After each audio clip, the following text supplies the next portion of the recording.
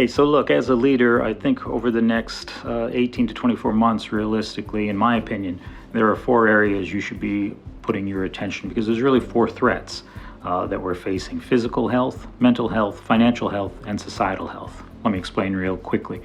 Physical health, look, we're in the middle of a pandemic, so you got to protect yourself and others from COVID-19.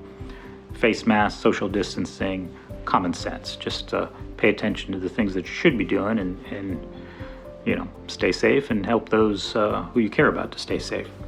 The next one is mental health, your own as well as others. You've got to fortify your emotional well-being. Not everybody is handling being contained in the best way possible. Some people are in some harm.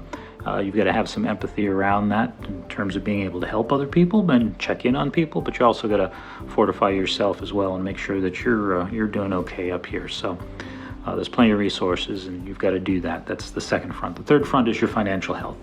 Look, there's difficult times ahead, for sure. What you've got to do is limit your negative exposure and find ways to prosper. There are people who prosper in difficult times. You want to try to be one of those people. Not taking advantage of others, but, where are there opportunities? You've got to spend some time in your leadership figuring out how you're going to move your team, your tribe, your organization, or business into ways that are going to be of service and be profitable.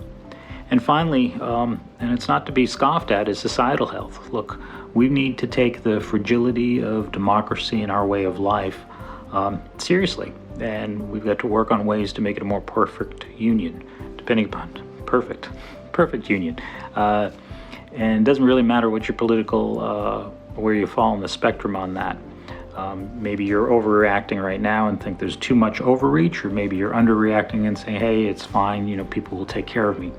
The reality is probably somewhere between the two, and you've got to work on that. So there's some actions and thoughts that I have on where we can go on all those, but those are the four areas you got to work on: your physical health, your mental health, your financial health, and your societal health.